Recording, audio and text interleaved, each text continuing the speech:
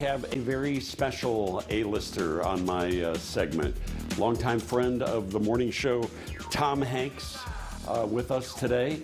Tom has a brand new movie out, which is a Western. It's called News of the World, which is character travels from small town to small town, reading newspapers to anyone who wants to hear the latest around the world.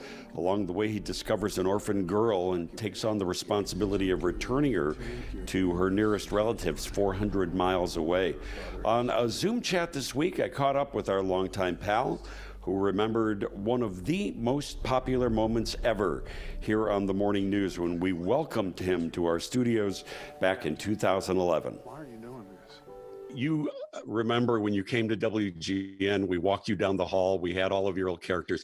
We have asked our viewers over and over and over favorite moments on our show. Hands down, landslide, the Tom Hanks walk down our hallway remains the #1 moment on WGN Morning News. I didn't realize what was going on until I saw, I think, the third person that looked like dressed in something that was familiar. You had everybody there. You had Woody, and you had Captain Miller. I'm sure you had them all. Kudos to you for not telling your guest what you were going to be doing to them. I thought that took me by surprise. Yeah, we didn't know how that was going to work out. That could have gone, if it was anyone but you, it could have been really disastrous. So now we're gonna have to add this Western guy. Man, Tom, what a role this is. I mean, there has to be something special for an actor just to take on, an old-fashioned Western, this pure salt of the earth kind of character, right? The great joy is you have a character that's already made for you. Because he's just so burdened. There's no amount of flashbacks, and there's no beginning to the story. You just start off with this guy who is burdened by so much in his past. Yeah, look, it's kind of nice playing somebody who's my age. I'm 64, so you don't have to fall in love with anybody. You don't have to kiss a girl. You have to instead just slowly figure out, just the scars on his back tell an awful lot of the story for him. But also the clarity of his purpose in life, which is to read the news to anybody who has 10 cents and the time to hear it.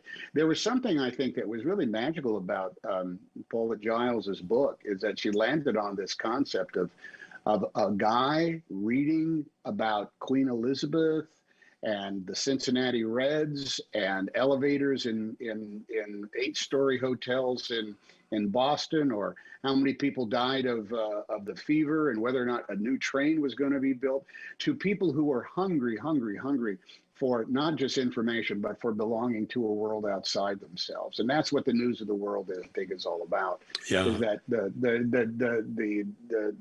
dichotomy between a solitary life and knowledge of the greater world that's out there. Yeah, I don't know if I was more impressed by the pure beauty, visual beauty of this movie, or the parallels to things that are going on in the world today that were startling to me. I mean, it was really genius in so many ways. There's a big distance between believing in hooey and magic, and arguing about empirical science. There is something to, look, I can't say enough about Darius Wolski and the beauty of essentially the oil lamp.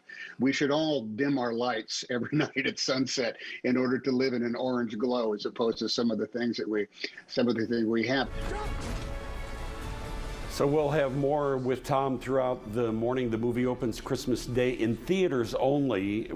Theaters are closed in Chicago, so we're going to have to wait until video on demand, which they tell me will be early January. And let's get a check of